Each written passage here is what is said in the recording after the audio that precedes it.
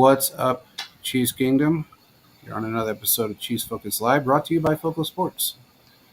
We got Quentin, we got Caleb, we got me, JP. We're going to talk about some stuff, some things, crazy shit going on in the NFL. How you guys doing? Pretty good. We got Chiefs football Saturday. Yes, we It's do. back, baby. Let's back. go. I thought it was Sunday. It's back. I think it's Saturday. Oh, okay. I could be wrong too. I don't know. This last few days have been kind of a blur. But let's get into this really quick because it's getting old and, everybody's tired of the back and forth with Chris Jones and his cryptic tweets and everything. Look, man, two things are going to, it could happen three ways. We've seen this happen in 19. We knew it was going to happen in 19. And can it absolutely happen again? If each wants to franchise tag him, he will. And then that's going to be the end of it. If he ends up signing an extension, which I have a very strange feeling it might go through the season, just from what I've heard, he may end up playing through the season on either his contract or an extension, or Veach may get pissed off and trade him, which is not going to do anybody any good. But it can happen, and this guy's been, as you know, Caleb, he's been dead on about everything that I talked to up close and personal with that team, and it's just not it's not going real well right now. He keeps saying he's coming back. He's told a few people he's going to be back on a Friday or he's going to be back on a Monday, and he doesn't show. So,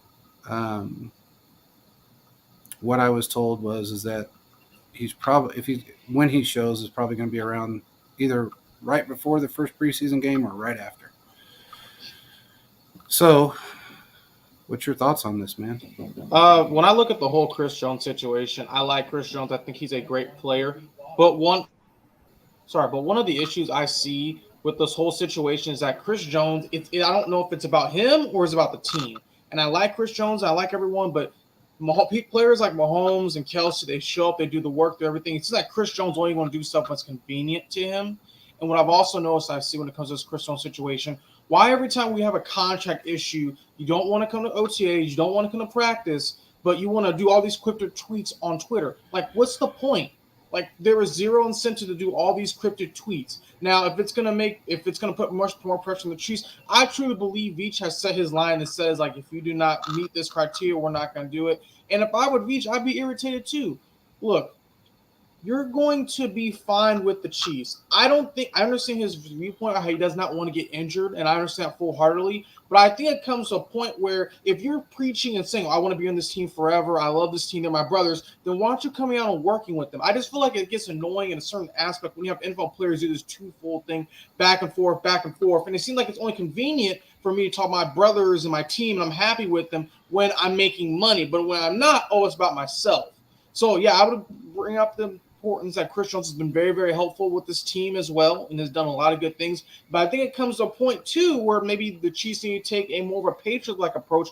Veach does what Belichick does and say, nah, if you think you're bigger than the team, we're just going to ship you off and get draft picks and figure it out. I mean, it worked in New England for 20 years. I'm not saying they should trade him, but I think it could get to that point. I mean, the guy's almost racked up almost $1 million in fines. I feel like it comes to a point where if you're supposed to be the leader of the defense, you need to show up. And time after time after time, doesn't want to come to OTAs, doesn't want to come to this, doesn't want to come to that. And then at the end of the day, we're seeing he loves the team after we win. I mean, I like Chris Jones and everything, but I don't think he's better than Aaron Donald. Aaron Donald this last season, yeah, he struggled due to have injuries and things like that. But I feel like Aaron Donald's been fairly consistent over years and years and years, where Chris Jones has been kind of like he's done his thing, but it's also been instances where he's done things such as not get sacks when needed in the playoffs and things like that. I mean, I understand my position may be a little bit harsh, but I feel like with this whole Chris Jones situation, it's like enough's enough. Something needs to happen. I want him to come back here. I don't want to be traded. But I feel like the Chiefs are kind of stuck trying to figure out what they can do because you need him. But I also feel like he's getting, $30 million this season?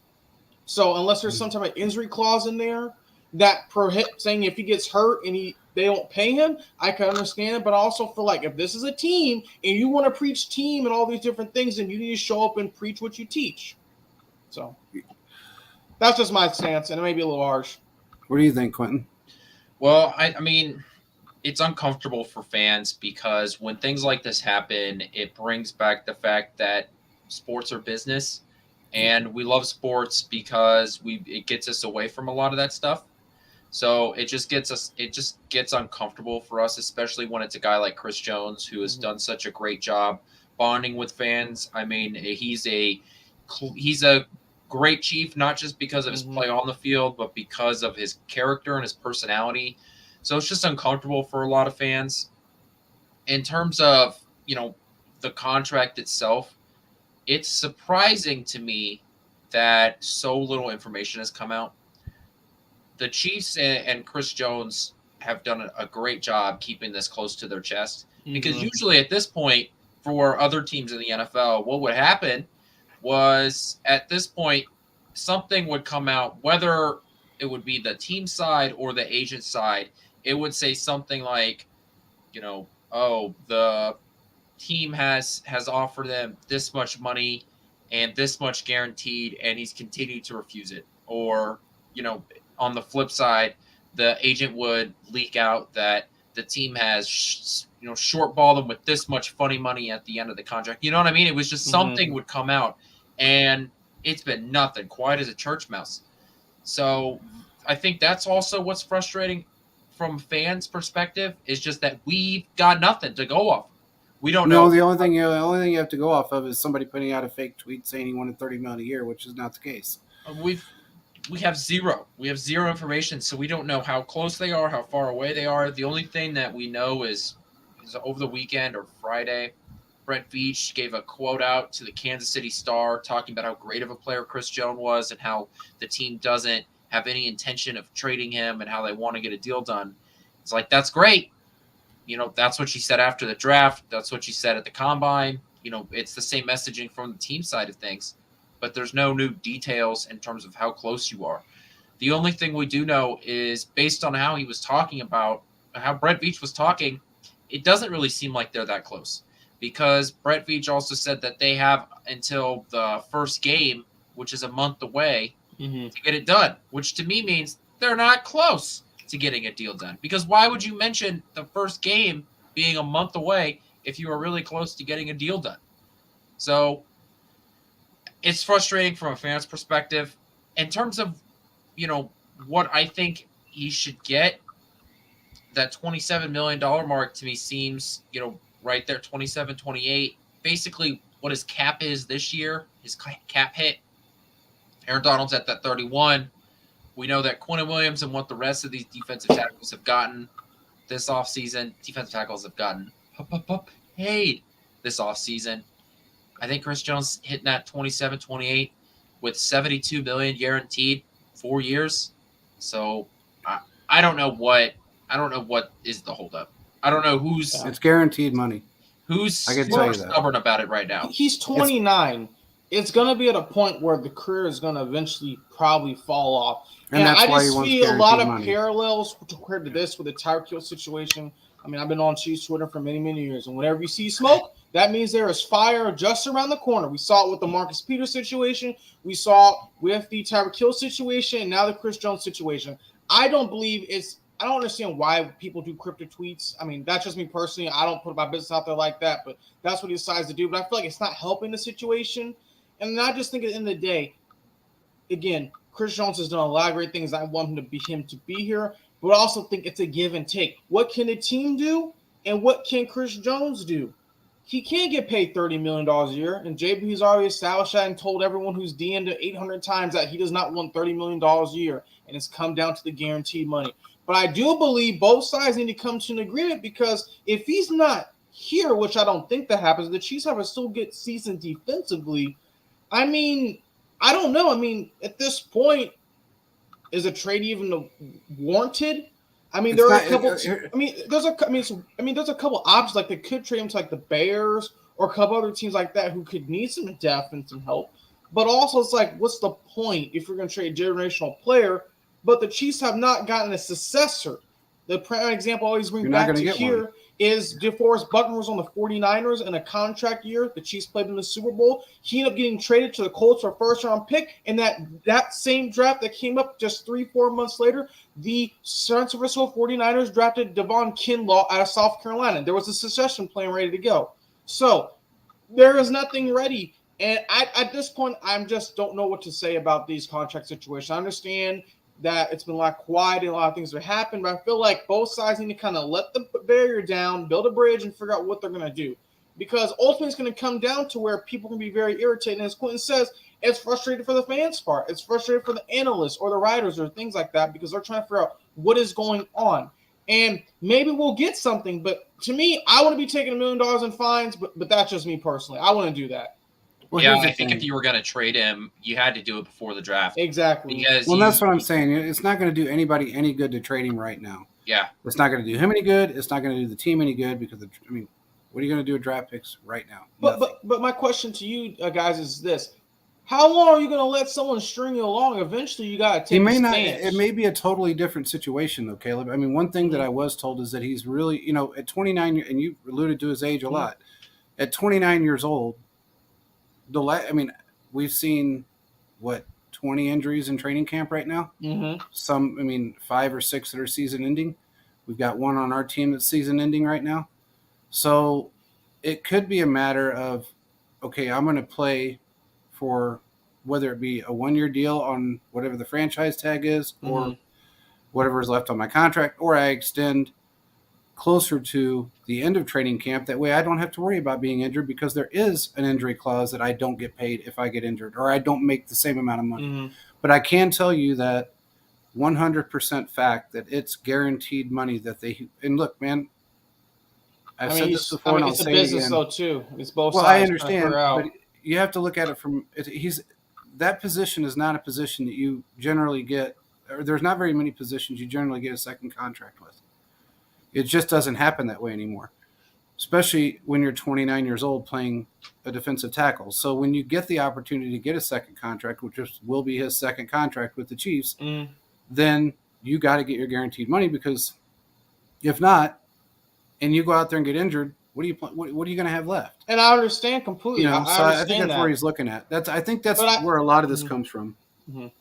So, unless there's going to be something, NFL puts something to where there is, if you get hurt during training camp, you get your salary paid. But that's probably never going to happen the way the owners. It's only it's just a contract. So, it's however the contract's written is it's no different than a no trade clause or whatever. But you have to they could easily, if he got injured during training camp and just say it was a detrimental injury, they could put him on they could give him a retirement buyout, which is nothing. You're talking less than $8 million to give him because it's based upon his salary. So they can give him less than $8 million and say, okay, sorry, I'm sucks you got hurt, but Yeah, they could do that. That's what a business sometimes will do. It just so that's I think the contract part of it is it's all guaranteed money, and he wants to make sure that no matter what he's getting paid. And I don't blame him for that part of it because look, he is 29, and this is going to be the last contract he gets in the NFL that's long term. After that, it's going to be 1-year, 2-year deals if he gets that. Are the Chiefs willing to break the bank? They didn't want to reset the market with Tyreek Hill. There was a lot of differences there, though, man. There's differences, but you can't pay him upwards of 28, 29, 30. Well, like they're not. 27's a good sweet 27. Yeah, but they're not trying to, and he doesn't want it. So that's not even part of it. He doesn't want $30 million. He said he'd be happy being. He's ranked. He's paid 8th in the NFL right now. He's the 8th highest paid defensive tackle in the NFL. And he's the second best if you want to say Aaron Donald's number 1, which he wasn't last year. So I understand that he wants to be paid, maybe as the top 3, top 4. That would make sense. If you go on a 4-year deal at $105 million a year, or $105 million deal, that's $26 million a year. And then if you put in $73 million in guaranteed money, that makes him happy. And that's from everything I've heard, they're about $5 million apart on guaranteed money. So, and that could just be, again, that could be a holdout on Jones's side to make sure he doesn't get injured during training camp because there's probably not an injury clause in there. Or there is an injury clause in there that states if you get injured, then, you're not getting paid. The guys don't get paid to sit on the bench. They just don't. Yeah. You get injured, you go on IR, you get paid IR money. You don't get paid your contract money. So it kind of goes back to when you see guys that say, well, shit, I want to play this guy because I'm paying him first round pick money. Well, that's the reason why. When you're paying, when you've got your highest paid players and they're on the bench, it sucks if they have a clause in their contract that says they're getting paid while they're injured. He may not have that in there. It may not have been in this last contract. Who knows? But I never got to see that contract. But I can tell you this, that there's a lot of variables that go into it. I'm still not concerned with it. There's still a lot of time left. I don't think it's going to hamper his play. He's been working out, doing the things he needs to do. If he comes in the last 2 weeks of training camp and gets himself ready to go, I think he's going to be just fine. But it is what it is. I mean, I think people really probably shouldn't read into the tweets, because every time that happens, Chris Jones has actually admitted it numerous times that he loves doing that shit. And he doesn't care if anybody gets upset about it. He doesn't care if it bothers anybody. He does it because there's a twofold side to it. You can play games on both sides of it, and it could be a situation where you're mind fucking the Chiefs a little bit, and then you're also having a little fun with it. I mean, it just kind of is what it is. It's no different than the stupid ass report that the Chiefs he shouldn't get runners. Go ahead. No, I'm just going to say it's just it's. I'm just going to say it because it doesn't really matter. These guys like Mike Florio and Schultz and all these other guys, they get paid by certain agents to put out tweets, to put fires under people's asses. That's what they're paid to do. It's no different than Mike Florio saying that the Chiefs are the front runners for Josh Jacobs. Do you honestly believe now? And the reason, honestly, think about it. If the Chiefs were the front runners for him, do you actually think the Raiders would rescind that franchise tag and say, okay, go find whoever you want to play for? No, they definitely would not. So it's one of those things to where agents do certain things to put fire under people's asses, and it may not work sometimes. It may work sometimes. Sometimes it's just like a stalemate, and you say, okay, well, if that's how you feel, see ya. But he's just not that player. He's not the guy. You can't replace him like you can replace a Tyreek. Mahomes got better after Tyreek was gone. Our defense is not going to get better with Chris Jones out of it right now. I'm just saying it's not going to happen. You're not going to find somebody to replace him and say, okay, well, this is good, because it won't happen. There's not another guy in the league that's playing his position that can do what he can do. I think this is going to end fairly, probably like I was told, around the first week of training camp or before, or preseason, right around there, or maybe a little bit before. But I think it's going to get fixed. Again, it may not be a contract right now. If you remember, Caleb, on his first contract, we knew exactly when he was going to sign, and that's exactly when he signed. Mm-hmm. And that could very well happen again. Veach is he's very meticulous with the money, and he's a numbers guy. And if there's anybody out there that he wants right now, that's a different story. But I'm telling you, all this Josh Jacobs, Jonathan Taylor bullshit that's floating around is exactly what it is. It's clickbait for everybody out there to get more angry with the Chiefs and to play games with the agents and play games with the teams. It's really what it's all about. They know that Veach calls on every single player that's available or not available. He knows that he calls and says, okay, is he tradable? What's it going to cost? So it's just, to me, it's just a situation that it's happened twice with Chris Jones, his first contract and now his second contract. He's never had a problem in between, prior to that or even in between. It's just when he got signed in 19 and then now. So I think it's kind of overblown to a degree. And I know it's a lot of talk on Twitter about everything, but I think it's a little overblown. And it may last a little longer than people expect, but I still think it's going to get done. So he's still going to be playing for the Chiefs this year. I feel like. I don't think Veach is going to trade him. He may get angry and he may say something stupid like he said to this guy, but he said that in the past and he's not made moves, So, but one thing about Veach, he got burned pretty hard by Arizona's GM, and that hardened him a little bit. But he's not stupid. He may be hardened, but he's not dumb. He's a very intelligent individual. So, I wouldn't put too much stock into what is being said. I mean, I know fans are going to get upset and they're going to say whatever, but it is what it is. It's just part of the. So it's a business. It's no different than Mhm. any other business. So teachers in my city right now are on strike while kids are sitting in classrooms because they want a 5% raise, and they're not getting it. And school started yesterday, and there's kids in public schools sitting in classrooms with nobody. So there's no difference between that and anything else. It's just it's the numbers of what you're making versus the, you know, the job that you're in. So an Yeah. industry is an industry. But anyway, that brings us to our next topic really quick. The storyline of Josh Jacobs, that the Chiefs are the front runners for Josh Jacobs. If anybody believes that, then I got a few bridges I want to sell you somewhere in the desert because it's not true. Um, the Chiefs are not the front runners for him. It's not going to happen. It will never happen. I mean, if anybody thinks the Raiders would rescind that contract knowing that the Chiefs were interested at all in any way, if they were or weren't, they're not going to rescind that franchise tag. Not unless they have somebody they can trade with. That's when they do it. And they can trade right now. They can trade him right now. He's technically, yeah, he's not under contract, but he kind of is. He's in that limbo stage. They have dibs. Mm-hmm. They have dibs, so they can do what they want with them. And if they want to trade him, they'll absolutely trade him to an NFC team.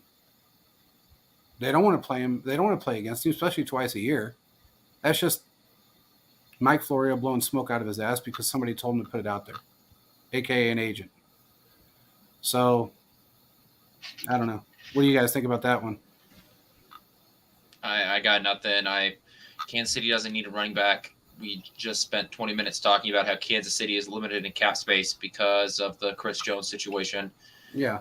That's just not going to happen. The Chiefs have bigger priorities in terms of adding adding depth to the defensive line, which we're going to get to here pretty soon.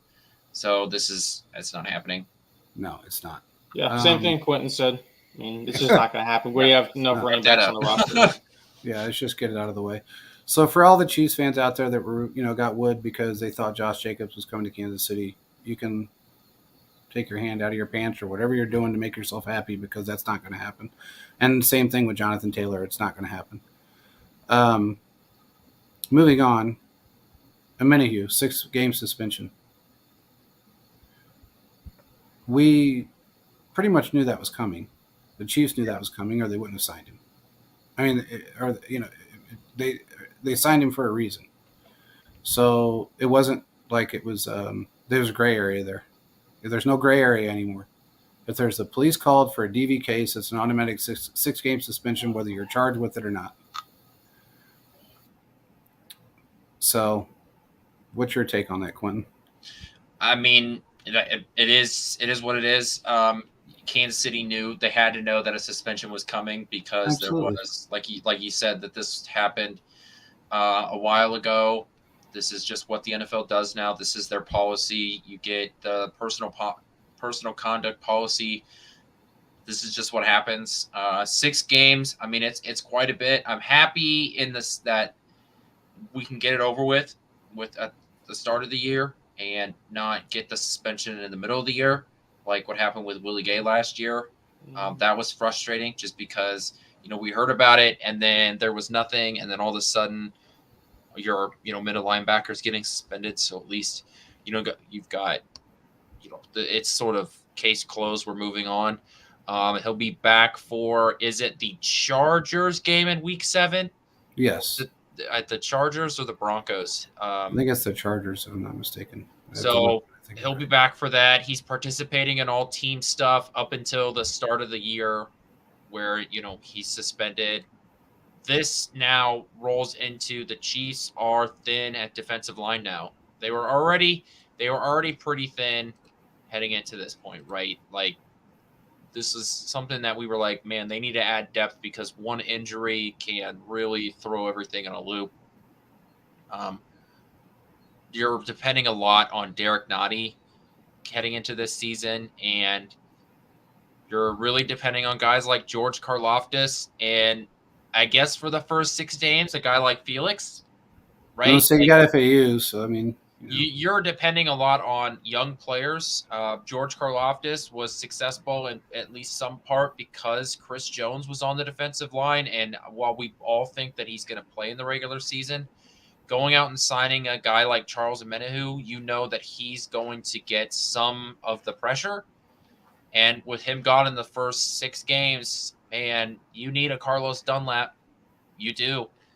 And once again, this comes down to getting the Chris Jones signed to free up some cap space, because this is a big deal for the first 6 games.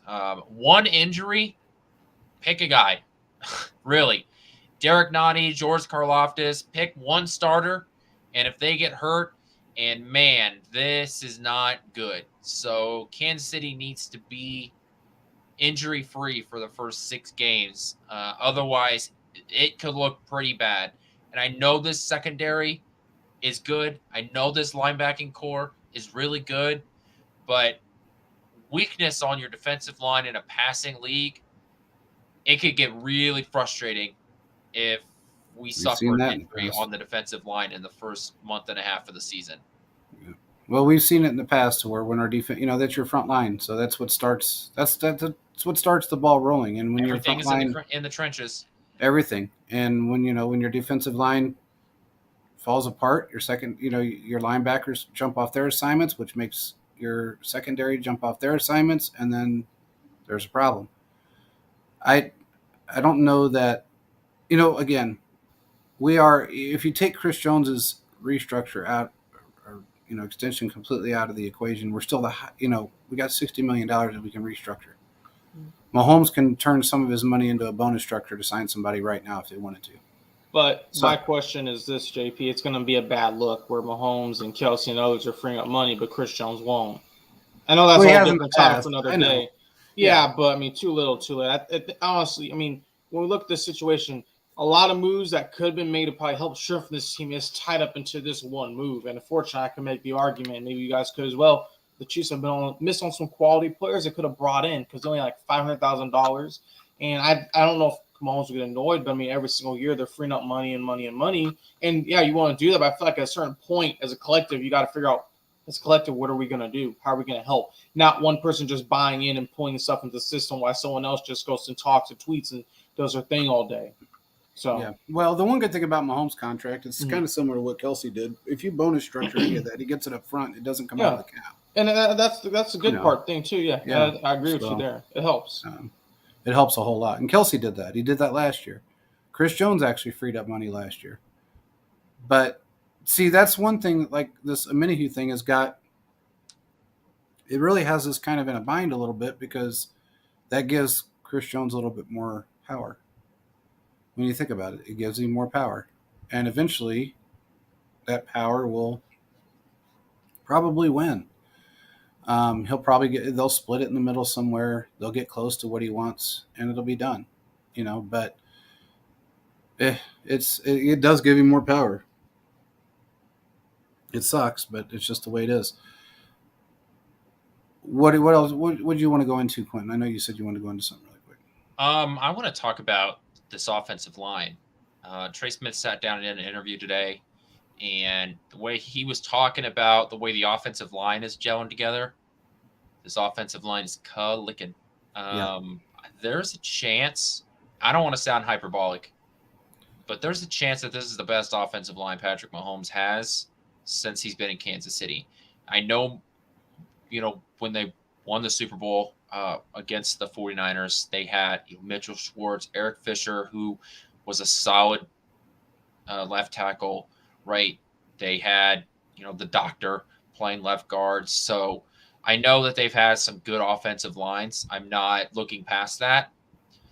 But the way Trey Smith was talking, the way everybody looks at training camp, this is probably the best interior with Joe Thuney, Trey Smith, and Creed. This is in the NFL. It's probably the best guard center combination. Jawan Taylor, I think, can be, if he plays up to what he was doing while he was in Jacksonville, is one of the better right tackles in the league.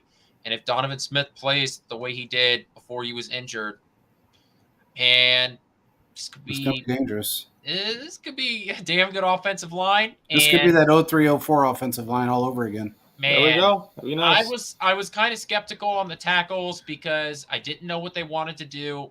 Was Jawan Taylor going to play left tackle? That's the way Kansas City was talking when they signed him, and then after the draft they sort of flipped on it. So I was kind of skeptical on the tackles, and honestly, that's the most important side of it because it's easier to slide protection on the inside than it is on the outside.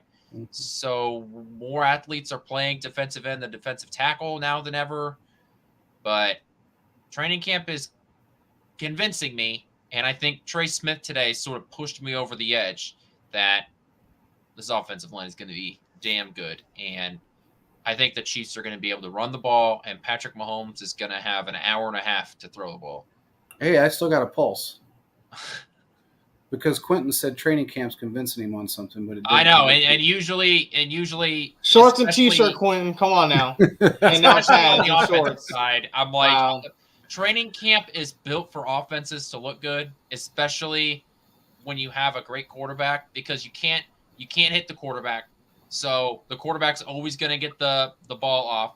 A lot of the times you can't hit the running back. You're just supposed to, form up behind him, act like you're going to tackle him and run behind him. So running backs are running all over the defenses, and you're not really allowed to go. You're not allowed to go full contact on the offensive defensive line anymore. So, while don't get me wrong, training camp is important. It allows you to, knock the rust off and all that. And gel. It does, and especially communication is big, and that's something Trey Smith talked about today. That because he's worked with Creed now for a little bit, that he doesn't need the help talking with Creed. He gets to focus on working with Jawan Taylor and the guy on the tackle spot, because he's worked so long with Creed that he doesn't need the extra time there. Yeah. So he gets to work with just Jawan Taylor in that communication, and man, it's convincing me. Okay, so let me ask you: did Justin Reed convince you at all? In terms of what? Because I will say that our offense has made our defense look very good. I mean, you got Nick Bolton ripping balls out of the sky, and I don't think anybody realizes how far that ball was thrown that Nick Bolton intercepted. But that was a very long pass. I believe it was over 60 yards.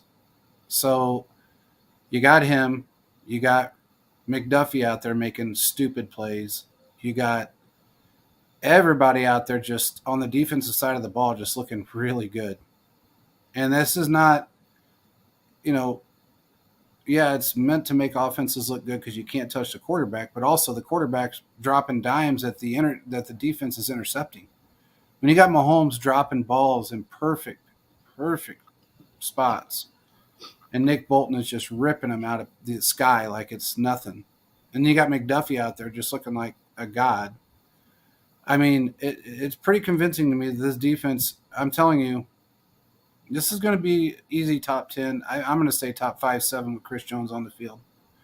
They're going to be scary good.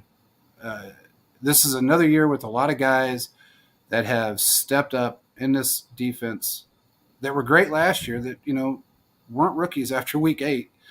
And now they're just another year into this system, into learning everything. And it to me, it's impressive. I mean, it's just absolutely impressive to watch what they're doing right now. And this is one thing I will go back to. You said something. You're right. Normally, in a normal training camp, it's not full press. It's not, but they put full press on these guys because Andy knew that he had a lot of rookies on both sides of the ball. He had a lot of first-year guys on both sides of the ball, so he was putting the pressure on both sides to make them play. Yeah, of course they're not going to hit Mahomes, but everybody else was getting hit. In fact, I think it was Trent McDuffie that caught a ball down the left hash mark in the end zone and got drilled after the catch. I mean, I don't know, man. They're looking good. The whole team is looking really good. They're gelling very well. And Justin Reed is extremely proud of this team, especially his defensive side of the ball. And I want to give it to him. I want to say this. Justin Reed right now has been the leader of this defense. He is the guy leading the charge right now on this defense, and he's doing a damn good job. He really is. He's doing a damn good job because they're all gelling with or without Chris Jones. They're all gelling very well, and we got to remember too. We may not have as much depth as everybody wants. We still got Danny Shelton out there.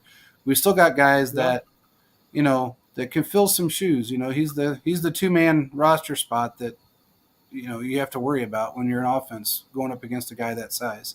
And yeah, he's 28 years old, dealt with a few injuries, but he's still a hell of a player. I don't know, man. I'm pretty excited about this whole entire team. I don't know about you, but I'm pretty damn excited after seeing everything I've seen. So, what do you think, Quentin or Caleb? Well, I mean, I agree with you for the most part. I mean, it's great to see this defense, specifically the cornerbacks in year two, they're taking a huge, tremendous jump from what they were a year ago, and they're really good. I mean, it was nice to see we had other individuals who like to play, but we see one guy, I forgot his name, got hurt. Injuries are done for the season.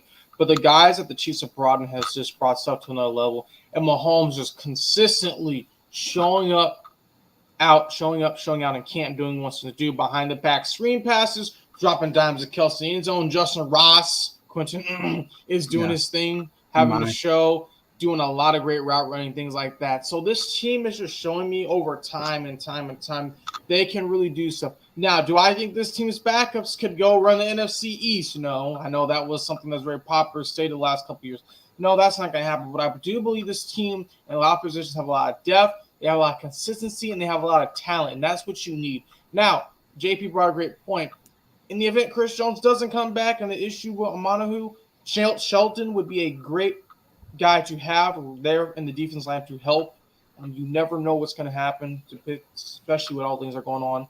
So the Chiefs are prepared for these situations. So that's great. But I think at the end of the day, this team, especially the defense, is going to be top 10. They're going to shock a lot of people. A lot of people are going to be very kind of surprised to see how things are going to work out and sway different ways. So at the end of the day, I'm very confident and very happy to say that this team is showing me like, they really haven't lost a beat. Now, when they get on the field and start playing at Arrowhead or Heinz Field, all these different places, we'll see a different tune, things like that. But I think this Chiefs team could possibly be better than that 19-20 team and the team we had for the 2022-2023 season.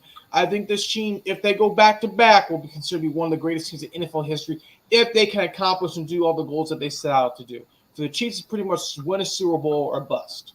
And they're at that point. They are. And, you think about it, we were actually ended up being top 10 overall last year. And we allowed more passing touchdowns than any team in the NFL with 30. Mm-hmm. But yet we were still top 10. Well, top 11. I guess it was 11th overall, but some people say 10th, depending on who you look at. Some people say 11th, but that's pretty strong to say it was the only weakness they had was allowing touchdowns. they allowed 30 touchdowns. I think it was 2 more than like 25 other teams or something like that. So It wasn't like it was a blowout type of situation. It was just one of those things. But again, we had 6 rookies in the backfield and a brand new guy. So with our team, but I don't know, man. The question's been posed to me like 4 or 5 times now. How many wide receivers we're going to carry? I say 6. 6 we're going to carry 7. 6. Yeah, 6. We may go 7. I say 6 minimum. But the way these wide receivers are showing out, I would not be surprised if we carry 7. I wouldn't. They just, when you're in this league and you're playing the way you're playing, and then you've got a running back or 2 running backs that are just phenomenal, then you got McKinnon.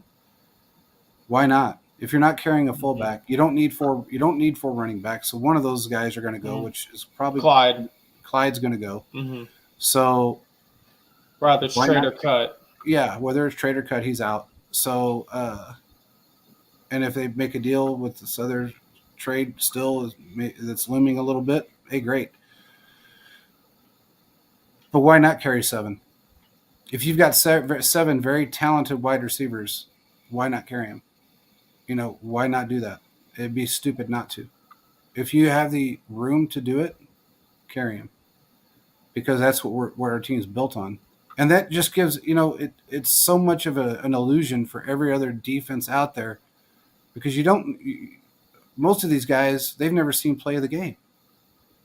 None of these guys have seen Rashee Rice on an NFL field. None of these guys have seen a Trent McDuffie on an NFL field.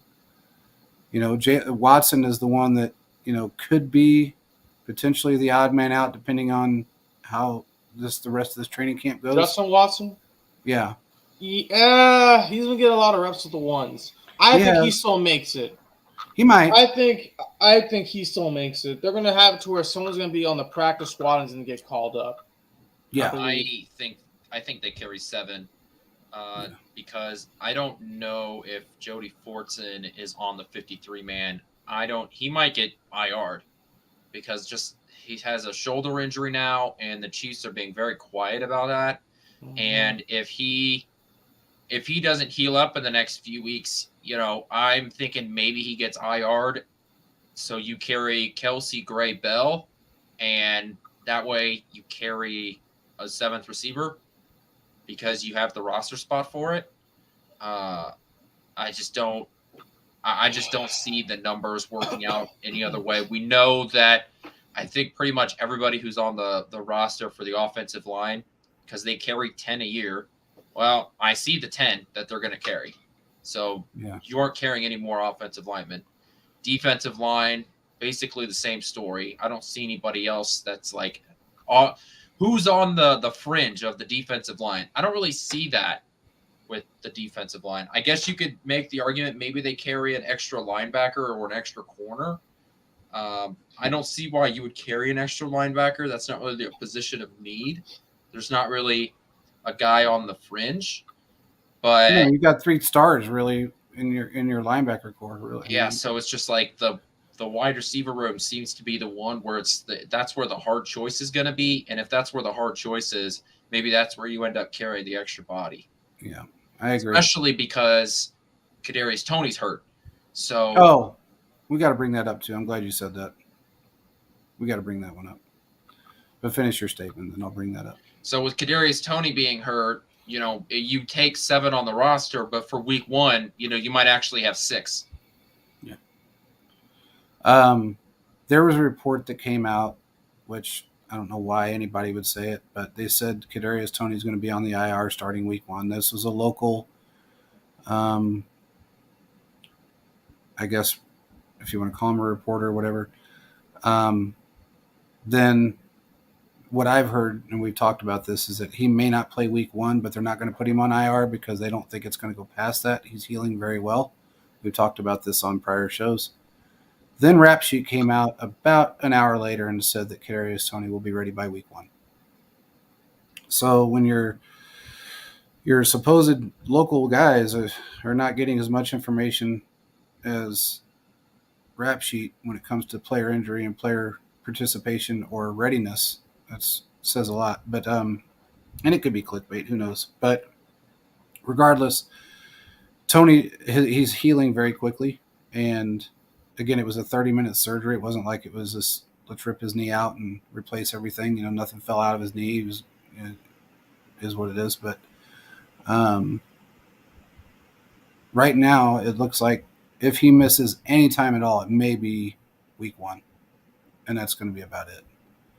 So I agree with you. I think they're carrying 7.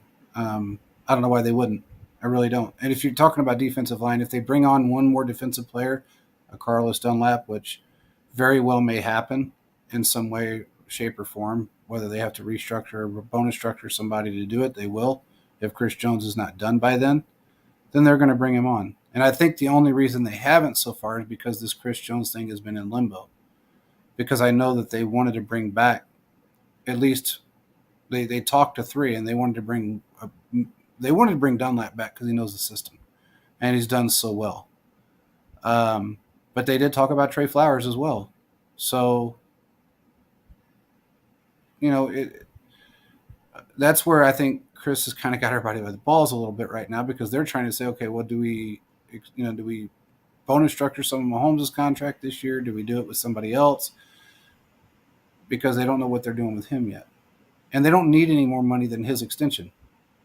They really don't need close to what his extension money is going to leave us to fill the few little holes that we've got, if you want to call them holes. But I think that's what kind of got everybody in a, their nuts tied in this string because it's kind of leaving them hanging. And that's the part I don't like about it is the fact that they're leaving. He's leaving the team hanging from making moves to get them back to their glory days, to some degree. Say that again. I think he's because they're dead set on signing him back. They feel like they're going to get something done, but I feel like it's almost like they got the Chiefs by the nuts because it's hampering them from. I think they would have already signed somebody if his extension was done.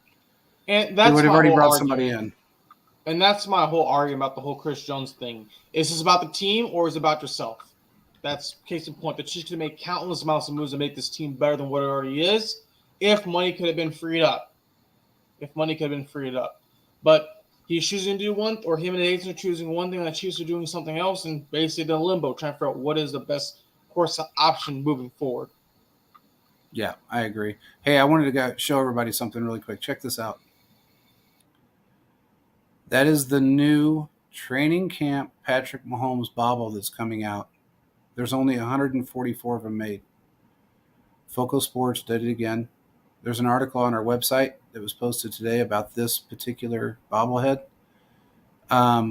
Get it on pre-order while you can because they are going to go very quickly.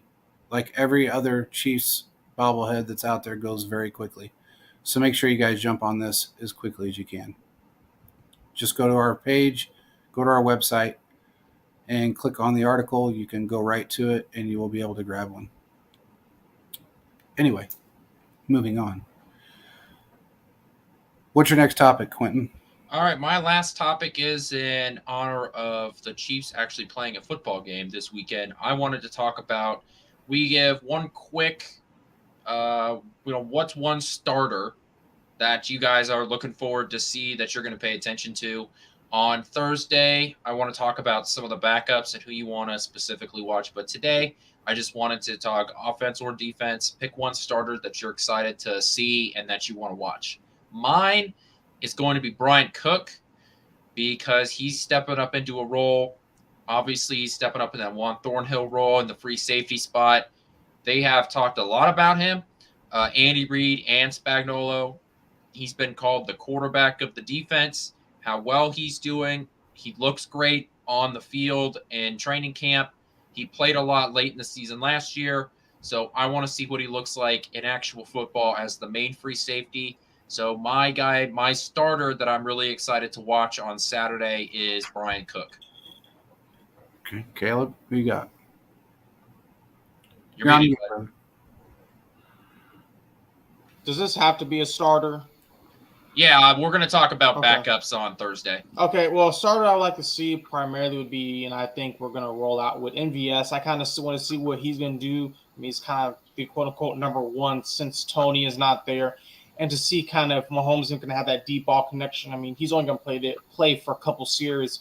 We all know the third game is where we see the starters really get a lot of time, a good chunk of the first and second quarter. But I kind of like to see what MVS is able to do and if Mahomes can catch the defense sleeping on a couple deep balls down the field.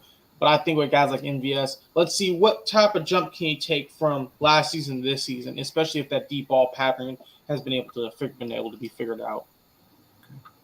I'm going to go with the defensive side of the ball, and I'm going to say Karlaftis because he started off a little slow last year. He's been working really hard. He worked really hard with Frank Clark, Chris Jones, and he's been working out a lot with Tamba. And I want to see how much improvement over last year that he can have. I don't know if he's going to have any slump at all with the work that he's put in. And what he has 6 sacks last year, and pretty much all of them came at the end of the season. But he's the one guy that I want to see and see how well he steps up to the plate.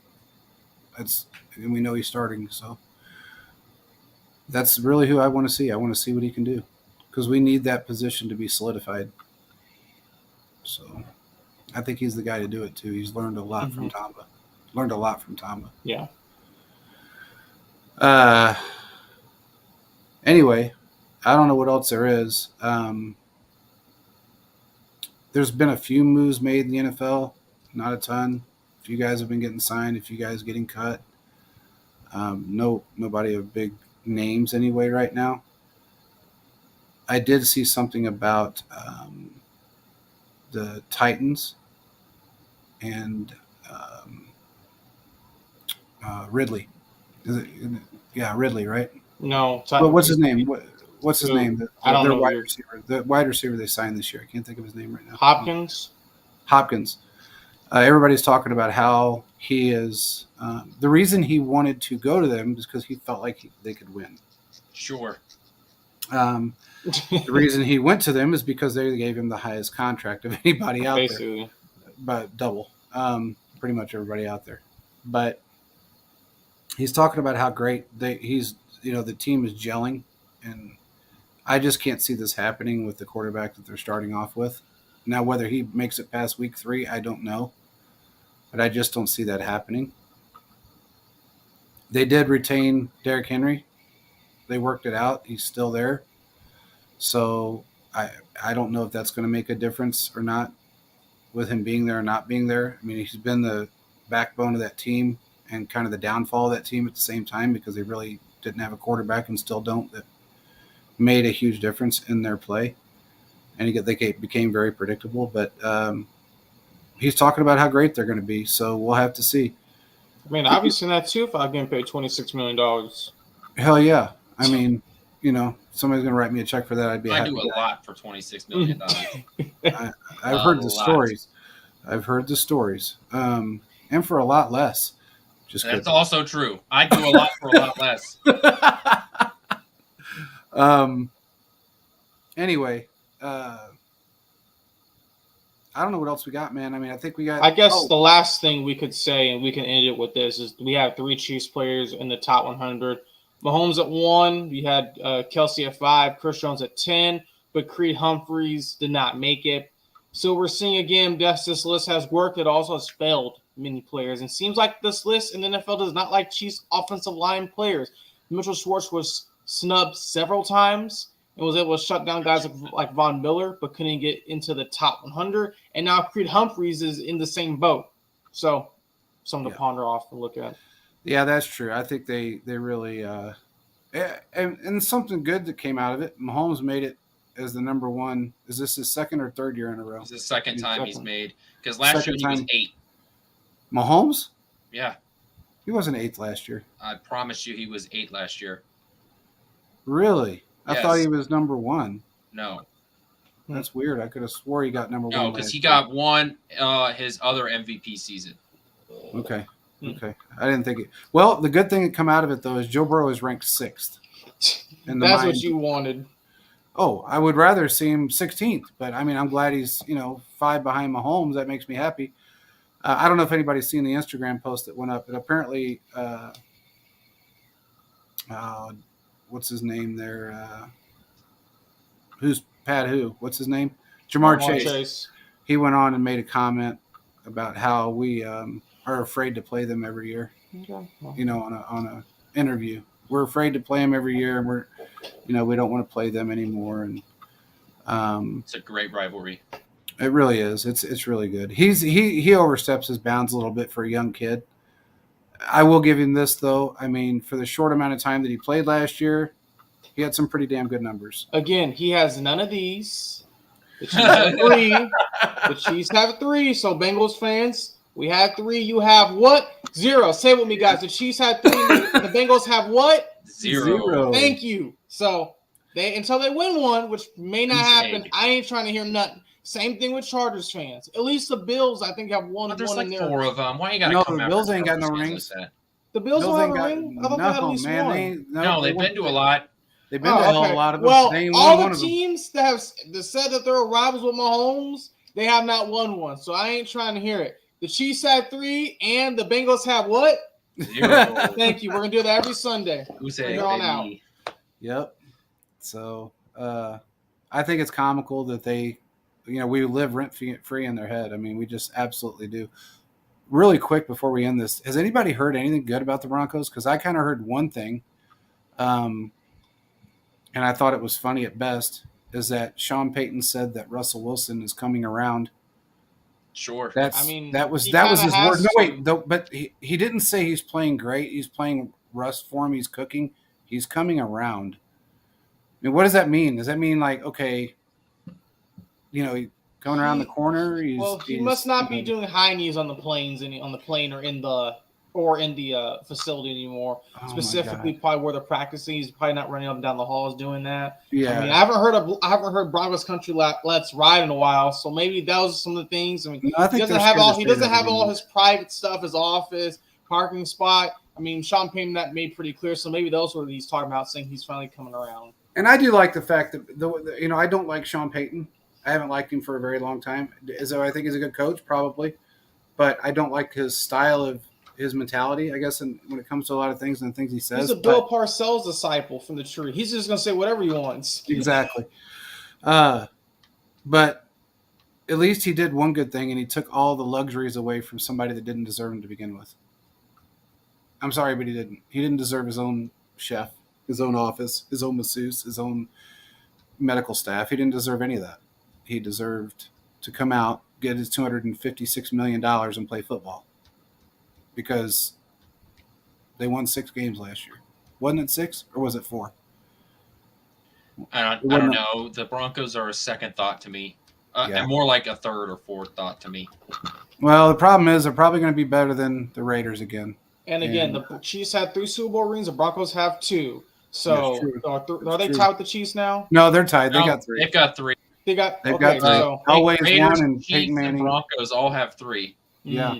Well, the Chargers are the ones that are the odd man out. Well, once the Chiefs pass them in the next year or two, we'll be in a different conversation. So it's crazy to think about that. How many teams have not won a Super Bowl in their existence? Especially a lot of these teams that aren't expansion teams. They're like recent expansion. Yeah. At least like the Jaguars, right? They're a 90s expansion team, or Houston, right? Like these are newer. Tennessee.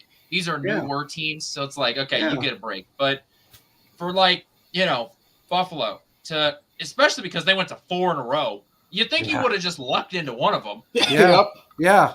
No, they lucked into getting to them, and they played dirty to get into them. Believe me, I know they did that in '93 for sure. But they just couldn't get past the Cowboys. I mean, it was just kind of comical to watch. But that's about all I got, man. I don't think I have anything else, and I don't know if you guys do, but if not, we covered everything. Yeah, we have covered everything. We're working on getting some guests on the show, and hopefully they'll be coming on. We got to work off their schedule, so we don't know when the impromptu shows will happen, but when they do, we'll be sure to let you guys know. And that being said, we will hear something hopefully by Thursday on the Chris Jones situation or anything else that's going to be going on. But until then, peace out, everybody.